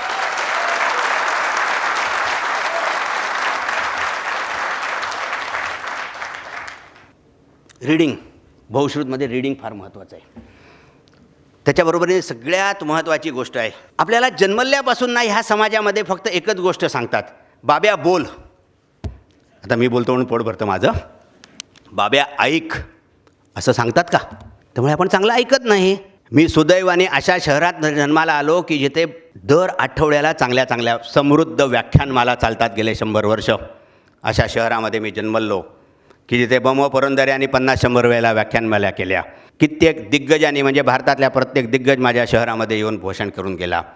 मी ऐकलं. आज मी कारमध्ये पण CD मध्ये भाषण ऐकतो, भारुडं ऐकतो आणि गाणीसुद्धा ऐकतो का आपण? मला अतुल मगाशी माझी ओळख करून देताना म्हणाला की मी बरेच वेळेला तुमच्या कार्यक्रमाला येऊन गेलो होतो, पण ते त्याला माहितीच नव्हतं. त्याला म्हटलं मी तिथे ऐकण्यासाठी आलो होतो, मला ओळख वाढण्यासाठी मी ऐकण्यासाठी आलो होतो. मी जिथपर्यंत लोकांचं ऐकत नाही, मी विचार ऐकत नाही, माहिती ऐकत नाही. परत एकदा बघा, आपण कुठे येऊन थबकलो. परत एकदा मी ह्या बोलण्याच्या प्रवाहात माहिती मी ऐकतो का जाऊन? आज माझा मोठा भाऊ अर्थतज्ञ चंद्रशेखर टिळक, की ज्याची बरीचशी पुस्तकं 15व्या-20व्या एडिशनमध्ये चालू आहेत. गेले 27 वर्ष तो बजेटवरती बोलतो आहे. 1950 पासून 2013पर्यंतच्या कुठच्याही बजेटबद्दल माझ्या भावाला बोला तरी एका फटक्यात तुम्हाला सांगेल सगळं. चांगल्या भाषणांना रजा घेऊन ऐकायला जातो किंवा त्याच्या प्रवासामध्ये तो ऐकतो. तुम्ही ऐकता का? किंवा आपण बरेच वेळेला म्हणतो ना, बहुतेकांना तो मला आठवत नाही आहे लेक्चर, कारण त्यावेळेला बहुतेकून मी झोपलो असेल, म्हणजे काही मी ऐकलं नसेल ना. आपण बरेच वेळेला रस्ता क्रॉस करताना बघतो की लोक डाव्या हाताला बघावं, उजव्या हाताला बघावं वगैरे असं. आपण त्यावेळेला मी असं जेव्हा एखादा माणूस क्रॉस न करता जातो बघता, त्याला म्हणतो बहुतेकून त्यावेळेला त्याने ते ऐकलं नसेल, ऑप्शनला असेल त्याचा तो दिवस. ऐका. आपण ऐकतो का? आपण काय ऐकतो हे तेवढंच महत्त्वाचं आहे. आज आपल्या दुर्दैवाने चांगले विचार आणि चांगले वक्ते करणारे आपल्याकडे फार कमी आहेत, पण आपल्याकडे संग्राह्य आहे ना, ते तर तुम्ही ऐकू शकता ना. आज तुम्ही ज्या वेळेला तुमच्या हातामध्ये मोबाईल आहेत की ज्याच्यावर तुम्ही आज काही डाउनलोड करू शकता किंवा सेव्ह करू शकता, तेव्हा प्रवासामध्ये का नाही तुम्ही चांगली भाषण ऐकत? का नाही मॅनेजमेंट गुरुचे थॉट ऐकत? जाता जाता तुम्ही ते करू शकता ना. जाता जाता जर मी विंडो शॉपिंग करू शकतो, जाता जाता मी लाईन मारू शकतो, मग ऐकत का नाही मी? प्रत्येकाने हा विचारण्याचा प्रश्न आहे की मी किती ऐकलं. आज मी संगीत ऐकलं असेल तर आज श्रीनिवास खळ्यांचं जेव्हा मी येताना व्हायोलिनवरती गाणी ऐकत होतो त्यावेळेला मला कब्दन शब्द पाठ होता, कारण मी ऐकलं आहे कुठेतरी. मी त्याच्यासाठी कुठच्याही कन्सर्टला जाऊन बसलो नाही आहे, काही गरज नाही आहे, कारण आज फुकटामध्ये आहे ना. ऐका की आज मला मलुष्का खूप काही सांगून जाते, खूप काही प्रचंड माहिती सांगून जाते. किती तुम्ही रेडिओ जॉकीना ऐकता? अहो, रेडिओ जॉकी तुम्हाला इतकी प्रचंड माहिती देतात रेडिओ जॉकी. तुम्ही ऐकता का ती? सगळ्यांना व्हॅलेंटाईन डे पाठ आहे, पण व्हॅलेंटाईन डेच्या दिवशी जगामध्ये अजून एक शोध लागला. तो माहिती आहे का कोणाला? तो मला मलुष्कांनी सांगितला. व्हॅलेंटाईन डेच्या दिवशी फ्रान्समध्ये जगातली पहिली कार प्लेट लॉन्च झाली, कार नंबर प्लेट. किती जणांना माहिती आहे? मला मलुष्कांनी सांगितलं. सगळ्या सणांबद्दल रिवाजांवरती मला दीप्ती वारंग सांगते स्टार गोल्डवर त्या क्षणाची महती. आता परवा काय वसुबारसं होतं, वसुबारशाची महती आणि वसुबारशाला काय खायला खावं हे मला गोल्डवरती, FM गोल्डवरती मला दीप्ती वारंगनी सांगितलं की त्या दिवशी गोवारीची भाजी आणि बाजरीची भाकरी खातात, कारण त्या दिवशी बाजरीचं पीक घरात येतं. ऐका ना. आपण ऐकतो का? नाही ऐकत. काय ऐकावं हे तेवढंच महत्त्वाचं असतं. मला माहिती आहे मी एखाद वेळेस थोड्याशा टीकेच्या स्वरूपात तुम्हाला वाटेल, पण मी ही माझ्या भावना आहेत, माझी ऑब्झर्वेशन आहेत, माझी कळकळ आहे. कारण आपल्यापुढे संधी अमाप आहेत, आपल्याकडे धडाडी आहेत, पण त्याला एका स्ट्रक्चर्ड थिंकिंगची आणि स्ट्रक्चर्ड ग्रूमिंगची सुद्धा तेवढीच गरज आहे. ऑब्झर्वेशन्स बघा. तुम्हाला खूप बसल्या तुम्हाला माहिती आहे ना की सचिन तेंडुलकरनी काय सांगतो मुलाखतीत, की मी माझी इनिंग बघतो, प्रत्येक इनिंग नंतर बघतो. मला काय केलं की मला जेव्हा अतुल राजोळे मला या आठवड्यात भेटले या कार्यक्रमाच्या पूर्वतयारीसाठी, त्यावेळेला त्यांनी मला एक पिशवी भरून आधीच्या सगळ्या लक्षसिद्धी सोहळ्यांच्या DVD आणून दिल्या. मी प्रत्येक DVD बघितली, ऐकली, ऑब्झर्व केली, मायन्यूटली ऑब्झर्व केली. तुम्ही बघता का? आज मी जेव्हा इंटरव्ह्यूमध्ये बघतो तेव्हा माझ्यासमोर बसलेल्या माणूस मला 1 सेकंदामध्ये कळतो की तो किती कॉन्फिडंट आहे, त्याच्या किती आहे, आणि तो असल्यास पण कुठेतरी अनकम्फर्टेबल असला त्याला कम्फर्टेबल कसं करायचं तुम्ही ऑब्झर्व करता का? आता तुम्ही कुठच्याही, आता तुम्हाला आज माहिती नाही आहे, तुम्ही ऑब्झर्व करता.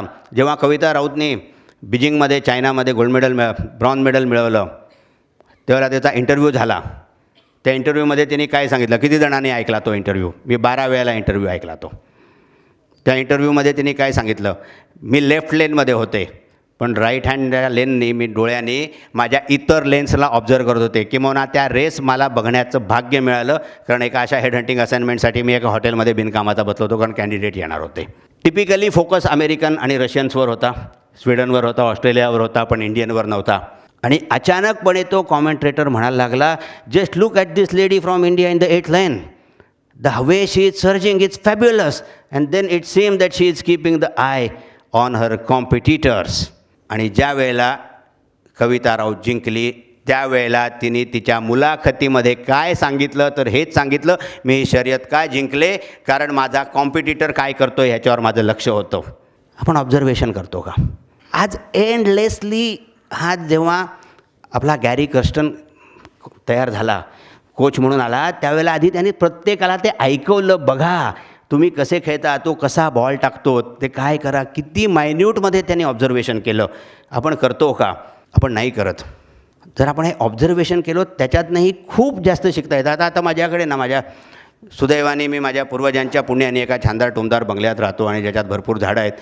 माझ्या आवारामध्ये आता पुढचे 4 महिने जवळजवळ 15 ते 20 प्रकारचे छान पक्षी असतात. मला इतकी माहिती मिळते. मी माझ्या बाजूच्या मुलाला, लहान मुलाला बोलवतो फोटो काढून, आणि त्याला सांगतो, अरे या पक्षाबद्दल माहिती सांग. तो गुगल करतो आणि मला माहिती सांगतो, काका हा पक्षी ना स्वित्झर्लंडमधनंच येतो. ऑब्झर्व करा ना, आपण करतो का ऑब्झर्व?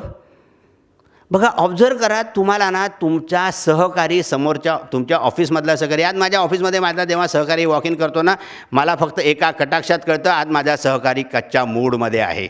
आणि आय बेट माझी एक 12 वर्षाची माझी उत्तम सहकारी, माझी सेक्रेटरी माझ्यासमोर बसलेली आहे. आज मी जेव्हा विचारतो, is something wrong, and there has to be wrong. If she is just drugs, then I said no need to tell me. If it is too confidential or too person, but then she ends up in telling me, because probably nobody had noticed her in the family or maybe in the office but except myself. And that relief तिला मिळतो आणि तिचा दिवस productive जातो ना. आपण हे observe करतो का? त्यामुळे नेटवर्किंगमध्येही ऑब्झर्व करण्याचं गोष्ट असते ना. आता बघा, आता मी जवळजवळ 40 जणांना बक्षिसं दिली. आता त्याच्यातले किती जणांचे हँडशेक कॉन्फिडंट होते, किती जणांचे हँडशेक कॉन्फिडंट होते. मी अशी आता 5 नावं घेईन की या 5 जणांचे हँडशेक फक्त कॉन्फिडंट होते. हे ऑब्झर्वेशन. प्रॉबेबली मी त्या 35 जणांना डिस्काउंट करतो आहे आज, कारण त्यांच्यासाठी मे बी त्यांच्या आयुष्यामधला आज पहिला क्षण असेल की ज्या वेळेला त्यांना कोणीतरी फेलिसिएट केलं होतं. So they were emotionally drained, असा मी विचार करीन. पण हे अतुल राजोळीचं आणि त्यांच्या टीमचं आव्हान आहे आणि त्यांच्यासमोर की पुढच्या लक्षसिद्धी सोहळ्यामध्ये हे कॉन्फिडंट हँडशेक करतील. हे ऑब्झर्वेशन आहे. हे ऑब्झर्वेशन आपण किती प्रकारे करतो. आज मला घरामध्ये शिरल्या कळतं काय घरात चालू असेल ते. आज माझा ड्रायव्हर बघितल्यानंतर मला कळतं, माझ्या क्लायंटकडे जातो तेव्हा कळतं, माझ्या कॅन्डिडेटशी बोलायला कळतं, मला टोनमधनंच कळतं कुछ तो गडबड आहे. मी फक्त कुछ तो गडबड आहे असं नाही म्हणत आहे. तर तुम्ही ऑब्झर्वेशन करता का? हे ऑब्झर्वेशन्स आपण करत नाही. आणि ऑब्झर्वेशन तुम्हाला खूप काही सांगून जात असतात मित्रांनो. माझ्या मते बहुश्रुत होण्यासाठी ह्या जर 3 गोष्टी तुम्ही चांगल्या प्रकारे स्वतःमध्ये भिनवल्यात, रोज त्याची प्रॅक्टिस केली, स्वतःला आरशासमोर बघताना, ऑब्झर्व करताना, हो मीही बघतो, आवडतं आपल्याला, प्रत्येकाला आपली छबी बघायला आवडते, मला पण आवडते. म्हणजे माझी बायको मला, माझी मुलगी सांगते, अरे बाबा कधीतरी कोट घालून घरात ये ना, कारण मला तिने अशा रूपात कधी बघितलंच नाही आहे. त्यामुळे मी ज्या वेळेला मॅनली आवर्समध्ये जाईन घरी नॉर्मल, त्यावेळेला मी अंगात हल्ली कोट ठेवायला लागलो आहे गाडीमध्ये सुद्धा, किंवा घर जवळ आल्यानंतर कोट घालतो मुद्दामून. मला मुलीने बघितलेलं आम्हालाही आवडेल ना. मग स्वतःची छबी जर 10 वेळेला निहाळता आरशामध्ये, तर समोरच्याला का ऑब्झर्व नाही करत? खूप काही तुम्हाला शिकायला मिळेल, खूप काही शिकवून जाईल. आता नेहमीचा प्रश्न असतो, नेटवर्किंग काय, नेटवर्किंग काय, त्याची प्रोसेस कशी असावी, तुमचं इंटेन्शन्स काय आहे नेटवर्किंगचं. त्याचे काही बेसिक फंडाज आहेत, तुम्ही ते लक्षात घेतले पाहिजेत. नेटवर्किंग कशासाठी आहे? नेटवर्किंग म्हणजे फक्त व्यवसाय वृद्धीसाठी आहे? नेटवर्किंग म्हणजे फक्त माझ्या स्वतः मागे करून घेणं आहे का स्वतःबद्दल भरभरून बोलणं आहे? म्हणजे मी आय आहे का वी आहे का यू आहे, और रिस्पेक्टफुली यू आहे? माझ्या मते networking is not about you, but networking is above you. हे सगळ्यात महत्त्वाचा फंडा लक्षात ठेवा. नेटवर्किंगमध्ये ज्यावेळेला तुम्ही जाता त्यावेळेला तुम्ही स्वतःला बाजूला काढून ठेवा, समोरच्याला शिका, समोरच्याला बघा, समोरच्याकडनं ऐका. Networking is all above you, हे सगळ्यात महत्त्वाचं आहे. Networking is all about relationship building. It's absolutely nothing but a relationship building. आज मी सॅटर्डे क्लबमध्ये 2005 डिसेंबरपासून 2011 फेब्रुवारी जिथपर्यंत मी खूप ॲक्टिव्ह होतो, त्या 6-7 वर्षामध्ये मी काय जोडलं असेल तर मी मित्र जोडले. नाशिक, जळगाव, औरंगाबाद, धुळे, अंमळनेर, सोलापूर, कानपूर, दुनियाभर. आज मी नाशिकमध्ये गेलो, औरंगाबादला गेलो, मला जर हॉस्पिटलला ॲडमिट करायचं झालं, काही लफडं झालं माझं समजा, तर मला सॅटर्डे क्लबचे तिथले जे मेंबर आहेत ते सगळे माझी काळजी घेतील याची मला पूर्ण खात्री आहे, कारण मला माझे मित्र मिळालेत. रिलेशन्स, नेटवर्किंग हे रिलेशन बिल्डिंग आहे. हे तुम्ही रिलेशन करताय का, हे सगळ्यात महत्त्वाचं लक्षात घ्या, कारण जिथे आपण बरेच वेळेला ते ॲब्झॉर्व करतो. Networking is all about branding your self, पण branding into the right positioning, right perspective. Branding ह्याचा अर्थ रियालिटी शोसारखं ॲग्रेसिव्ह ब्रँडिंग नसावं.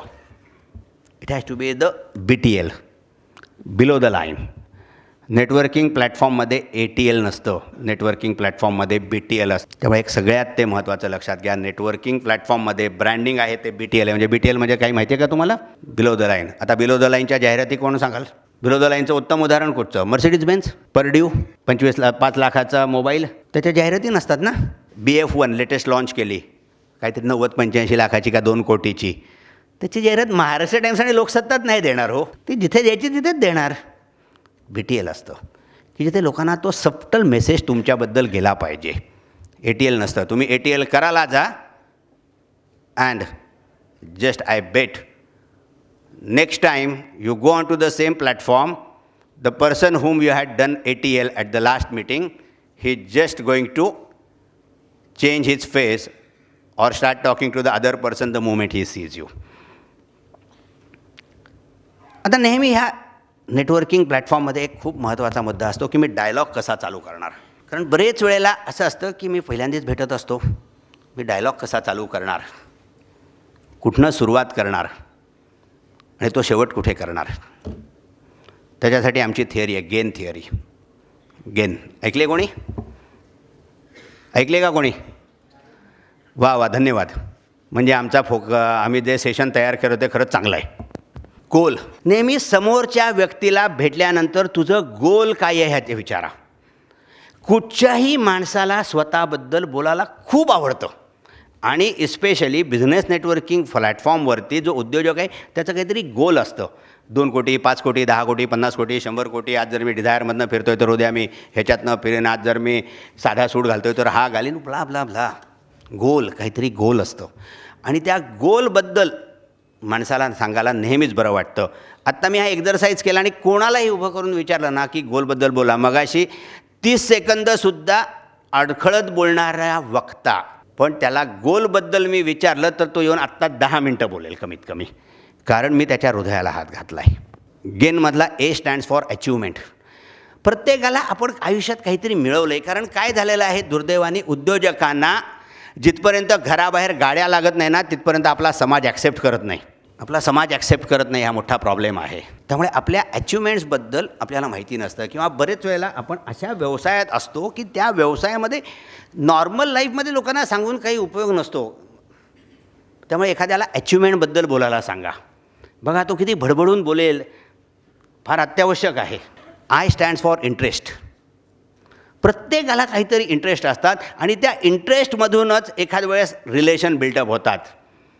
आता मी एखाद्याशी बोलता बोलता म्हणतो, अरे माझा ना तलत मेहमूद फार आवडीचा गायक आहे, आणि मग त्याचाही समोरचाही तलत मेहमूद असतो. आम्ही ज्या कारणासाठी भेटलो आहे ते कारण बाजूलाच राहतं आणि मग आम्ही तलत मेहमूदच्या कन्सर्टबद्दल बोलायला लागतो, तलत मेहमूदच्या ह्या गाण्याबद्दल बोलायला लागतो. अरे त्या धर्मेंद्रसाठी तलत मेहमूदने गाणं गायलं, जाने वो कैसे लोग मिले थे.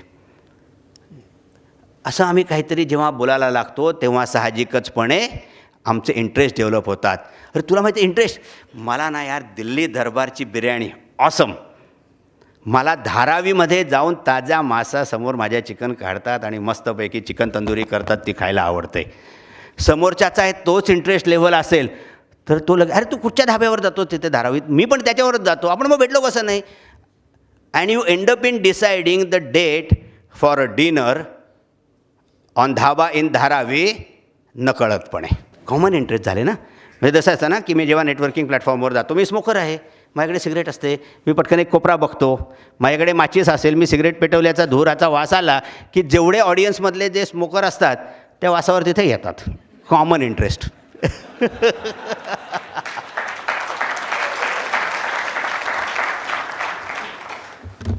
नेटवर्क हा अतिशय महत्त्वाचा मुद्दा आहे. नेटवर्क बरीच कॉमन नेटवर्क एकमेकांना संलग्न किंवा एकमेकांमध्ये मिक्स चाललेली असतात. ते तुम्हाला माहिती नसतं. तुम्ही एका कॉलेजचे असू शकता, तुम्हाला माहिती नसतं. अरे रुईट, मी 83 पासआउट, तू 80 पासआउट, तू 100 पासआउट. झालं, नेटवर्क लागलं. मी रोटरीयन, मग तू कुठच्या रोटरीचा, मी ह्या रोटरीचा. बघा, सगळे रोटरियन नेहमी कुठच्याही इव्हेंटला गेले तरी तिथे हा बिल्ला लावून जातात. समोरचा रोटरियन भेटला की तो सांगतो, अरे मी ना अंधेरी ईस्टचा आहे. हो का, मग मी अंधेरी सबबचा आहे. झालं, कॉमन इंटरेस्ट. नेटवर्क, मग नेटवर्क कुठेतरी लागतं. नेटवर्क ओळखायचा प्रयत्न करा, ते फार महत्त्वाचं असतं. कुठेतरी एक समविचारी लोकांचं कुठेतरी एक नेटवर्क छेद देत असतं. आता लिगल कन्सल्टंट मराठे मॅडम आल्या, त्यांना मी अवॉर्ड देताना आणि मला हळूच म्हणाल्या, मी ना हो त्या चौकर काकांची मुलगी. लागलं की नाही नेटवर्क? ऑनेस्टली स्पीकिंग मी तिला कधीच भेटलो नव्हतो, पण तिला माहिती होतं मी तुझ्या वडिलांचा मित्र येतो. नेटवर्क लागलं की नाही? N A stands for skill. ते फार महत्त्वाचं असतं. माझ्याकडे ना हे स्किल आहे, एकमेकांना सांगून बघा, खूप फरक पडतो. स्किलबद्दल बोला समोरच्या. आता मी जेव्हा जातो ना तेव्हा मला सांगतो माझं स्किल काय आहे. मी जगातल्या कोणाशीही मैत्री करू शकतो, मी जगातल्या कोणाशीही गप्पा मारू शकतो. हे माझं स्किल आहे. अँड बिलीव्ह मी, येस, मी एखाद्या भाईशी पण मजेत गप्पा मारीन, एखाद्या मॉडेलबरोबर सुपर रॅम्पवरती पण मी गप्पा मारीन, आणि मी एखाद्या 50,000 कोटीच्या उद्योजकाबरोबर पण मी तेवढ्याच कम्फर्टेबली गप्पा मारीन. हे माझं स्किल आहे. I am comfortable anywhere, any time, for any subject in the world. If I don't know the subject, I will learn from him, connect it and start talking on that. हल्ली सगळेजण खूप social मीडियावर असतात, प्रचंड मोठ्या प्रमाणात. Mobile सगळ्यांच्या हातामध्ये प्रचंड असतात, पण आपण त्याचा नियोजित वापर आणि योग्य वापर करतो का? माझ्याकडे एक एक्झरसाईज मी करतो. 2006 5 डिसेंबरपासून मी सॅटर्डे क्लब फॉर्मॅटमध्ये मी द्यायला लागलो, आणि त्याच्यानंतर मला प्रत्येक इव्हेंटमध्ये मला जी माणसं भेटतात त्यांची व्हिजिटिंग कार्ड मी माझ्या सेक्रेटरीकडे देतो, आणि ती त्याचा ईमेल ID सेव्ह करून टाकते. आणि ज्यावेळेला माझा सॅटर्डे क्लबचा एखादा पूर्वी कार्यक्रम असायचा किंवा आज माझी भाषणं असतील, काही असतील, ज्यावेळेला मी मेल पाठवतो, माझ्याकडे आज 25, 30, 40, 50 हजार ईमेल्सचा डेटा आहे की ज्याच्यातले बहुतेक मराठी उद्योजक आहेत. सो कॉल्ड, मी सो कॉल्ड म्हणतो याचं कारण आहे की त्या 50,000 मेल IDमधले 50% मेल बाउन्स होतात. RSVP आपण करतो का? आज अतुल राजोळीच्या टीमनी 25,000च्या वर SMS पाठवले. त्याला किती RSVP आले? किती आले यार अतुल? बघा, आपण स्वतःला उद्योजक कळवतो, कम्युनिकेशनच्या जमान्यामध्ये आहे असं कळवतो, आपल्या हातात टेक्नॉलॉजी आहे असं म्हणतो, आपण उत्तर देतो का? तुम्हाला आलेला मिस कॉलला तुम्ही रिटर्न करता का? तुमची मोबाईल मॅनेजमेंट किती चांगली आहे? तुमची ईमेल मॅनेजमेंट किती चांगली आहे? तुम्ही प्रत्येक आलेल्या ईमेलला रिसिव्ड थँक्स म्हणून रिव्हर्ट करता का? जेव्हा तुम्ही एखाद्याला पत्र पाठवता, एखाद्याला मेल पाठवता तुमच्या क्लायंटला, तेव्हा तुमची अपेक्षा आहे ना की त्यांनी received thanks your quotation will revert असं म्हणणं. कारण तुम्ही त्याला कोटेशन पाठवलं आहे म्हणजे तुमचं टेन्शन आहे तुमच्यावरती की त्याचं माझं कोटेशन ॲप्रूव्ह होणार, आधी मिळालं आहे की नाही, मग ते ॲप्रूव्ह होणार आहे की नाही. त्यामुळे आपण एक्सपेक्ट करतो का नाही क्लायंटने आपल्याला. मग ज्यावेळेला आपल्याला कोणीतरी ईमेल पाठवतो, तुम्ही प्रत्येक ईमेलला, आज यू वोंट बिलीव्ह, आज मी पहाटे 6 वाजता घरातून निघायचं असेल तर मी 3:30ला उठतो आणि माझ्या सगळ्या ईमेलना उत्तर देतो. तुम्ही ईमेलना उत्तरं देता का? Your email address and your mobile numbers are a sort of biometric entity for your life time. लोक मल्टिपल ईमेल ID वापरतात. मी ज्या वेळेला रिडीफवर पाठवतो एखाद्याला, तो म्हणतो नाही रे हल्ली मी जीमेल वापरतो. अरे पण त्या रिडीफला पॉपअप करून ठेव ना लेका, जीमेलवर फॉरवर्ड करून ठेवता येईल ना. You lose opportunity. Multiple email address, multiple mobile. मी हा एका स्पष्ट मताचा आहे, भारतासारख्या इनडिसिप्लिन मोबाईल एटिकेट नसलेल्या देशामध्ये प्रत्येक माणसाने फक्त एकच मोबाईल वापरावा. कारण मी 2 फोन वापरतो आणि माझे दोन्ही नंबर XYZ माणसाकडे आहेत. हा फोन मी उचलला नाही की तो दुसऱ्यावर पण करतो. अरे पण माझा हा फोन नाही उचलला म्हणजे तो पण उचलेल का मी?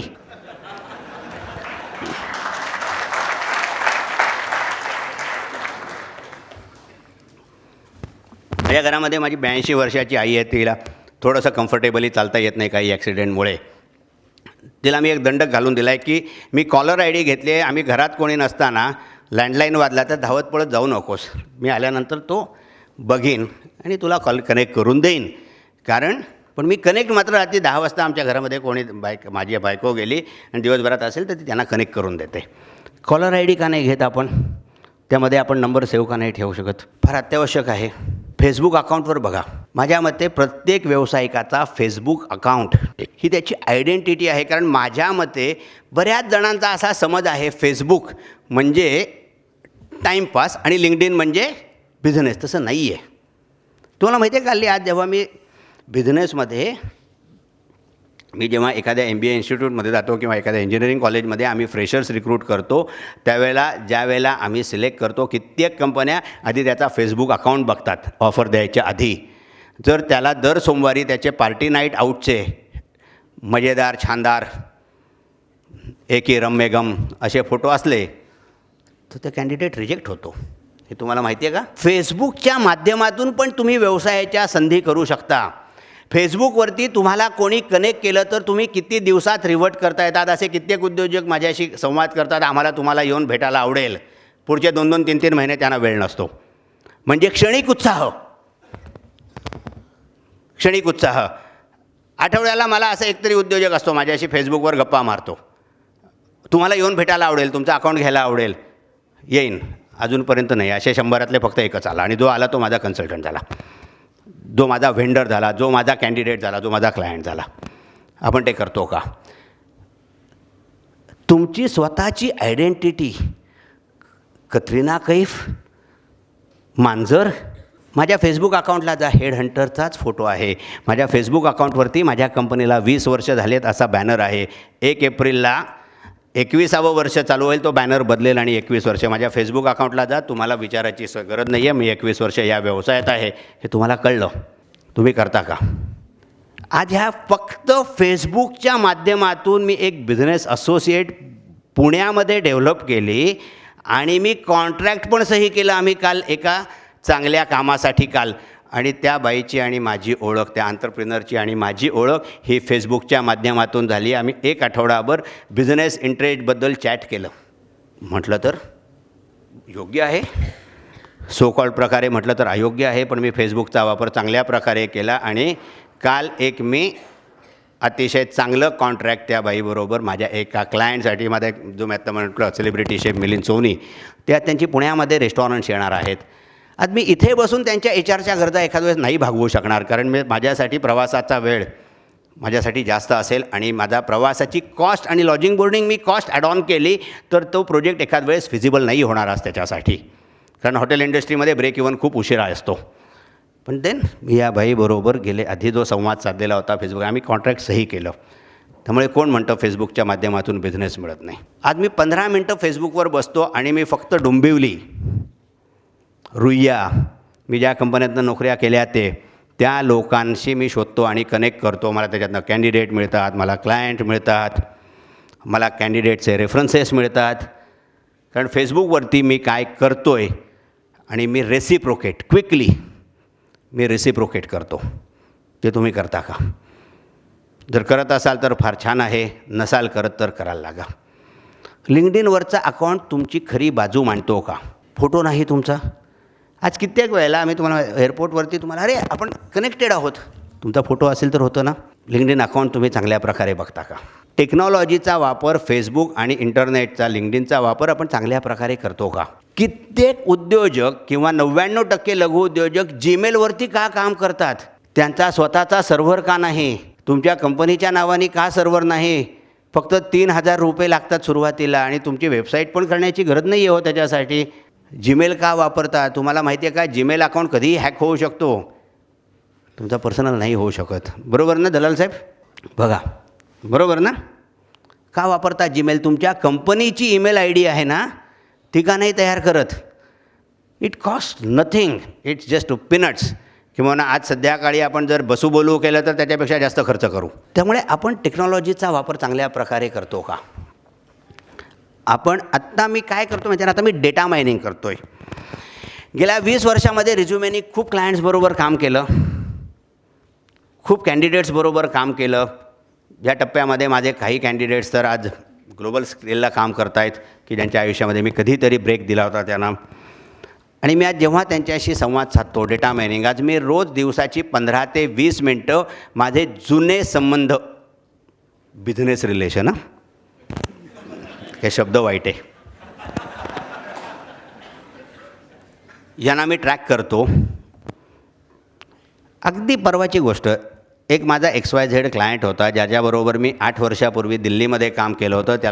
त्याची जर्मन MNCला मी स्टार्टअप स्टेजला मी त्या संतोष चक्रवर्ती नावाच्या एका MDला मी खूप मदत केली होती टीम बिल्डअप करायला अख्ख्या भारतभरात माणसं शोधून. And then somehow we lost, he vanished. मी लिंक्डइनवरती त्याला शोधून काढला होता 2 महिन्यापूर्वी. त्याला इन्व्हिटेशन पाठवलं होतं. त्याचा सोमवारी ॲक्सेप्टन्स आला, मंगळवारी रादर ॲक्सेप्टन्स आला. मी त्याचा नंबर लगेच शोधून काढला गुगलवर. बुधवारी बोललो, फोन केला रिसेप्शनला तर तो बिझी होता, मीटिंगमध्ये होता. त्याच्या सेक्रेटरीने माझा नंबर ठेवला. ही सकाळी 11ची गोष्ट आणि दुपारी 2 वाजता संतोष चक्रवर्तींचा मला फोन आला होता स्वतः. आणि शनिवारी दुपारी 12 वाजता बाणेर रोडच्या CCDमध्ये बसून आम्ही मस्तपैकी गप्पा मारत होतो आणि मी परत एकदा तो क्लायंट ॲक्टिव्ह केला होता. बघा, नेटवर्किंग म्हणजे काय असतं की नाही हे. त्यामुळे तुम्ही हा डेटा मायनिंग करा. ह्या गोष्टी फार महत्त्वाच्या असतात. किंवा ह्याच्यातल्या काही गोष्टी मी ज्या म्हणतो आहे त्या मी प्रत्येकाकडनं शिकतो आहे. मी असं म्हणणार नाही ह्याच्यातल्या आज जेवढे मी मुद्दे मांडले ते सगळे मुद्दे फक्त माझेच आहेत. आतलं मी काय बडबडणार नाही. कारण परत एकदा मी तुम्हाला आत्ताच सांगितलं की observations, listening, reading, extract and then use. Karna नाही व्हायचं आहे मला अर्जुन व्हायचं आहे. ज्या वेळेला मला कुठचं आयुध वापरायचं आहे हे समजेल त्यावेळेला मला तो आठवलं पाहिजे. आणि ज्या वेळेला मला आठवत नाही त्या वेळेला त्या हेड हंटिंग असाइनमेंटमध्ये माझं फेल्युअर असतं. Thanks. That's all for the day. Good night.